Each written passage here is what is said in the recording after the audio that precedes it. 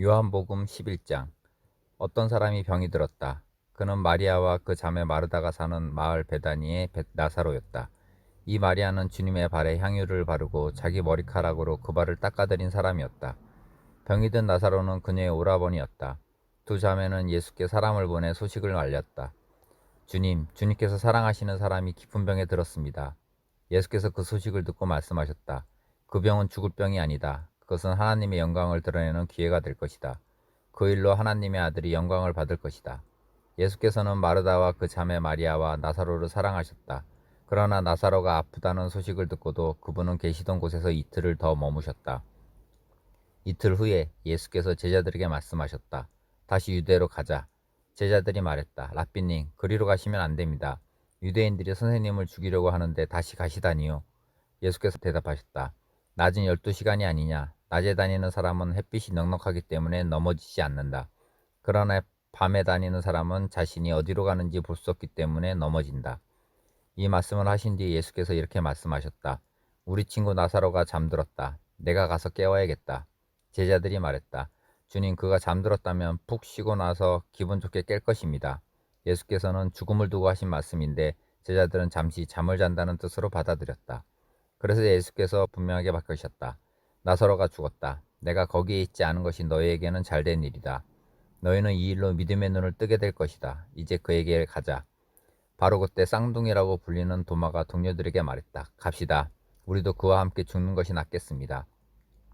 예수께서 마침내 베다니에 도착해서 보니 나사로가 죽은 지 벌써 나흘이 되었다.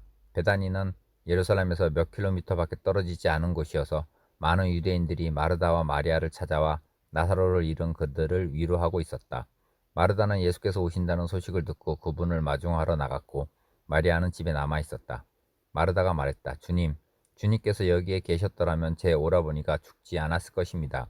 그러나 지금이라도 주님이 구하시면 하나님께서 무엇이든지 들어주실 것을 제가 압니다. 예수께서 말씀하셨다. 내 오라버니가 다시 살아날 것이다. 마르다가 대답했다. 마지막 날 부활 때 제 오라버니가 다시 살아날 것을 제가 압니다. 마지막 날까지 기다리지 않아도 된다. 지금 이 순간에 나는 부활이요 생명이다. 나를 믿는 사람은 죽어도 살고 누구든지 살아서 나를 믿는 사람은 결코 죽지 않을 것이다. 내가 이것을 믿느냐? 믿습니다, 주님. 저는 주님이 메시아이시며 이 세상에 오시는 하나님의 아들이신 것을 처음부터 믿었습니다. 이 말을 한 뒤에 마르다는 동생 마리아에게 들어가서 귓속말로 이렇게 말했다. 선생님이 오셨는데 너를 찾으시는구나. 이 말을 들은 마리아는 벌떡 일어나 예수께 달려갔다. 예수께서는 아직 마을에 들어가지 않으시고 마르다가 마중 나왔던 곳에 계셨다. 마리아를 위로하던 유대인 친구들은 그녀가 달려가는 것을 보고 그녀가 무덤에 가서 울려는가 생각하고 따라 나섰다.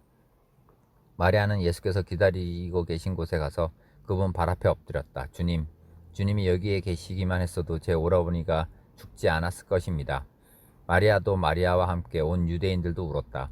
그 모습을 보시며 그분 한 깊은 분노가 북받쳐 올랐다. 예수께서 말씀하셨다. 그를 어디에 두었느냐? 사람들이 말했다. 주님 와서 보십시오. 예수께서 눈물을 흘리셨다. 유대인들이 말했다. 보시오, 저분이 그를 얼마나 깊이 사랑하셨는지. 그들 가운데 또 다른 이들이 말했다. 글쎄요.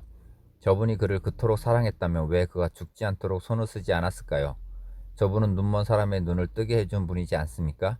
예수께서 무덤에 이르셨을 때 그분 안에 다시 분노가 북받쳐 올랐다.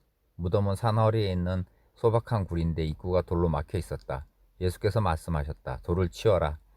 죽은 자의 누이인 마르다가 말했다. 주님, 이미 악취가 납니다. 죽은 지 나흘이 되었습니다. 예수께서 마르다의 눈을 들여다보며 말씀하셨다. 내가 믿으면 하나님의 영광을 볼 것이라고 내가 말하지 않았느냐. 그러고는 어서 돌을 치워라 하고 다른 사람들에게 명하셨다. 사람들이 돌을 치우자 예수께서 하늘을 우러러보며 기도하셨다. 아버지, 내 말을 들어주시니 감사합니다. 아버지께서 언제나 들으신다는 것을 내가 압니다. 그러나 내가 이렇게 말씀드리는 것은 여기 서 있는 이 사람들 때문입니다. 아버지께서 나를 보내신 것을 저들로 믿게 하려는 것입니다. 그런 다음에 예수께서 큰 소리로 외쳤다. 나사로야 나오너라. 그러자 나사로가 나왔다. 머리에서 발끝까지 천으로 감고 얼굴에는 수건을 덮은 시신의 모습이었다. 예수께서 그들에게 말씀하셨다. 마음대로 움직이게 그를 풀어주어라. 그 사건은 마리아와 함께 있던 많은 유대인들에게 전환점이 되었다. 그들이 예수께서 하신 일을 보고 그분을 믿게 된 것이다. 그러나 몇몇 사람들이 바리새인들에게 돌아가 예수께서 하신 일을 밀고했다. 대제사장과 바리새인들은 유대 최고의회를 소집했다. 어떻게 하면 좋겠습니까? 이자가 끊임없이 일을 벌이며 하나님의 표적을 일으키고 있으니 말입니다. 이대로 두면 조만간 모든 사람이 그를 믿게 될 테고, 그러면 로마 사람들이 와서 얼마 남지 않은 우리의 권력과 특권마저 빼앗고 말 것입니다. 그러자 그들 가운데서 그 해에 대제사장으로 임명된 가야바라 하는 사람이 말했다. 여러분은 아무것도 모르겠어? 한 사람이 백성을 위해 죽는 것이 민족 전체가 멸망하는 것보다 우리에게 낫다는 것을 알지 못한단 말이오? 이것은 그가 스스로 한 말이 아니라 그 해의 대제사장으로서 뜻하지 않게 예언한 것이다. 그는 예수께서 민족을 위해서뿐 아니라 흩어져 나그네의 삶을 살아가는 하나님의 자녀들을 모아서 한 백성으로 만들기 위해 죽으실 것을 예언한 것이다. 그날부터 그들은 예수를 죽이기로 모의했다. 그래서 예수께서는 더 이상 유대인들 가운데 드러나게 다니지 않으셨다. 그분은 광야에 인접한 에브라임이라는 시골 마을로 물러나서 제자들과 함께 머물러 계셨다. 유대인의 유월절이 다가오고 있었다. 많은 사람들이 명절 준비를 하려고 시골에서 예루살렘으로 올라갔다. 그들은 예수에 대해 궁금해했다. 성전에 모여선 사람들 사이에 그분에 대해 많은 이야기가 오갔다. 여러분 생각은 어떻습니까? 그가 명절에 모습을 드러낼 것 같습니까? 한편 대제사장과 바리새인들은 누구든지 예수에 대한 소문을 듣거든 자신들에게 알리라는 명령을 내려두었다. 그들은 예수를 붙잡을 만반의 태세를 갖추고 있었다. 요한복음 12장 유월절 엿새 전에 예수께서 베다니로 들어가셨다. 그곳에는 얼마 전에 죽은 자들 가운데서 살아난 나사로가 살고 있었다. 나사로와 그의 누이들이 자신들의 집에서 저녁 식사를 하자고 예수를 초대했다. 마르다는 신중을 들고 나사로는 사람들과 함께 식탁에 앉아 있었다. 마리아가 아주 값비싼 향유 한 병을 가지고 들어와서 예수의 발에 붓고 자기 머리카락으로 그 발을 닦아드렸다. 향유 냄새가 집 안에 가득했다. 제자들 중 가운데 한 사람으로 이미 그때 예수를 배반할 준비를 하고 있었던 가룟 유다가 말했다. 왜 이 향유를 팔아서 그 돈을 가난한 사람들에게 주지 않습니까? 팔면 음화 300석은 충분히 받을 텐데.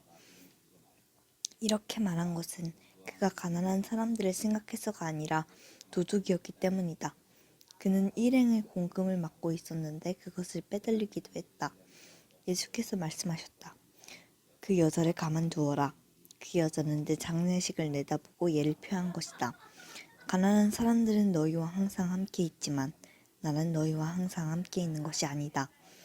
예수께서 다시 마을에 오셨다는 소문이 유대인들 사이로 퍼졌다. 사람들이 예수뿐만 아니라 죽은 자들 가운데서 살아난 나사로도 보려고 몰려왔다.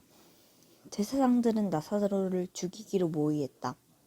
나사로 때문에 많은 유대인들이 예수를 믿었기 때문이다. 이튿날 명절을 지키러 와 있던 많은 무리가 예수께서 예루살렘에 들어오신다는 말을 들었다. 그들은 종려나무 가지를 꺾어 그분을 맞으러 나가서 환호했다. 호산나, 복되다. 하나님의 이름으로 오시는 이여. 복되다. 이스라엘의 왕이여. 성경에 기록된 대로 예수께서는 어린 나귀를 얻어 타셨다. 두려워하지 말라, 딸 시온아. 너의 왕이 오시는 모습을 보아라.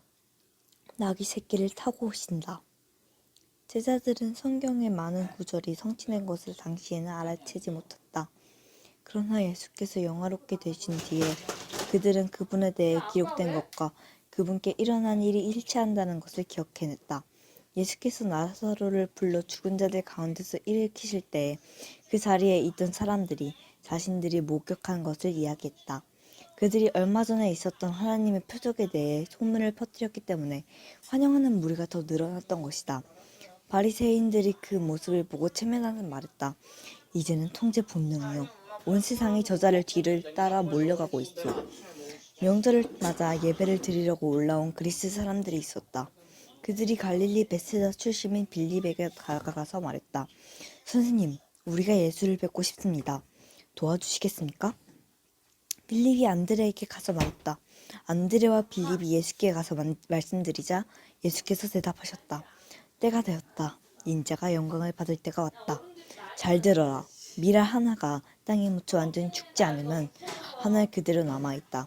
그러나 미랄 하나가 땅에 묻혀 죽으면 싹이 나서 몇 배의 열매를 맺는다. 마찬가지로 누구든지 현재의 목숨에 집착하는 사람은 그 목숨을 잃을 것이다. 그러나 앞뒤를 재지 않는 사랑으로 그 목숨을 버리는 사람은 참되고 영원한 생명을 얻게 될 것이다. 너희 가운데 누구든지 나를 섬기려는 사람은 나를 따라오너라. 나를 섬기는 사람은 내가 있는 곳에 있게 될 것이다. 누구든지 나를 섬기는 사람은 아버지께서 높여주시고 상 주실 것이다. 내 마음은 몹시 흔들리고 있다.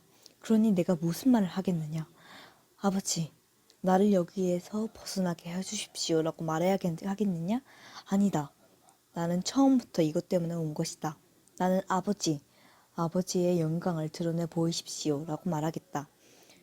그러자 하늘에서 한 음성이 들려왔다. 내가 이미 영화롭게 했고 앞으로도 영화롭게 할 것이다. 그 소리를 들은 무리가 말했다. 천둥 소리다. 다른 사람들이 말했다. 천사가 이분께 말한 것이다. 예수께서 말씀하셨다. 이 음성은 나를 위해서가 아니라 너희를 위해서 들려온 것이다. 지금 이 순간에 세상은 위기에 처해 있다. 이제 이 세상의 통치자인 사탄이 쫓겨날 것이다. 그리고 내가 이 땅에 들려 올라갔대. 나는 모든 사람들을 이끌어서 내 주위로 모을 것이다. 예수께서 이렇게 말씀하신 것은 자신이 어떤 죽임을 당할지 보여주시려는 것이었다. 무리 가운데 대답하는 소리가 들렸다. 우리는 하나님의 율법에서 메시아가 영원히 계신다고 들었습니다. 그런데 선생님의 인재가 들려야 한다고 하시니 어째서 그래야 합니까? 선생님이 말씀하신 인재가 누구십니까? 예수께서 말씀하셨다. 빛이 너희 가운데 있는 것은 잠시뿐이다. 빛이 너희 가운데 있는 동안 다녀라. 그래서 어둠이 너희를 멸하지 못하게 하여라. 너희가 어둠 속에 다니면 자신이 어디로 가는지 알지 못한다. 빛이 너희와 함께 있는 동안 그 빛을 믿어라. 그러면 그 빛이 너희 안에 있으면서 너희 삶을 속속들이 비춰줄 것이다. 너희는 빛의 자녀가 될 것이다. 예수께서 이 모든 것을 말씀하시고 나서 몸을 숨기셨다. 예수께서 이 모든 하나님의 표적을 보여주셨지만 그들은 받아들이지도 않았고 그분을 신뢰하지도 않았다. 이 일로 예언자 이사야의 말이 옳다는 것이 확인되었다. 하나님, 우리가 전한 말을 누가 믿었습니까? 하나님께서 팔을 뻗어 행사하려고 하시건만 누가 그것을 알아보았습니까? 처음에 그들은 믿으려 하지 않았고 나중에는 믿을 수도 없었다. 이 또한 이사야가 말한 것과 같았다. 그들의 눈은 멀었고 그들의 마음은 완고해졌으니 이는 그들이 눈으로 보고 마음으로 깨달아서 나 하나님께 돌아와 내게 고침을 받지 못하게 하려는 것이다. 이것은 이사야가 메시아를 통해 폭포수처럼 쏟아지는 하나님의 빛을 스치듯 보고 나서 한 말이었다. 한편 지도자들 가운데서도 상당수가 믿었다. 그러나 바리새인들 때문에 자신들의 믿음을 밖으로 드러내진 않았는데 회당에서 쫓겨날까봐 두려웠기 때문이다. 그들은 위기의 순간에 하나님의 영광보다는 사람의 인정을 받는 것에 더 신경을 썼던 것이다. 예수께서 이 모든 말씀의 결론으로 이렇게 외치셨다. 누구든지 나를 믿는 사람은 나를 믿는 것이 아니라 나를 보내신 분을 믿는 것이다. 누구든지 나를 보는 사람은 사실은 나를 보내신 분을 보는 것이다. 나는 이 세상에 온 빛이다. 내가 온 것은 나를 믿는 모든 사람으로부터 더 이상 어둠 속에 머물지 않게 하려는 것이다. 만일 누가 내 말을 듣고 진지하게 받아들이지 않는다고 해도 나는 그를 심판하지 않는다. 나는 세상을 심판하기 위해 온 것이 아니라 세상을 구원하기 위해 왔다. 그러나 나를 회피하고 내 말을 받아들이지 않는 사람을 스스로 심판받기를 선택하는 것이다. 육신이 된 그 말씀, 내가 너희에게 말했을 뿐만 아니라 바로 나 자신이기도 한 그 말씀이 너희의 운명을 결정할 말이다. 그 말씀 가운데 어느 것도 내 마음대로 지어낸 것이 없다.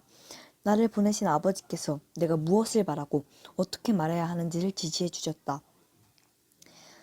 나는 아버지의 명령이 어떤 열매를 맺는지 정확히 안다. 그것은 참되고 영원한 생명이다. 내가 할 말은 이것이 전부다. 아버지께서 내게 말씀하신 것을 나도 너희에게 말한다.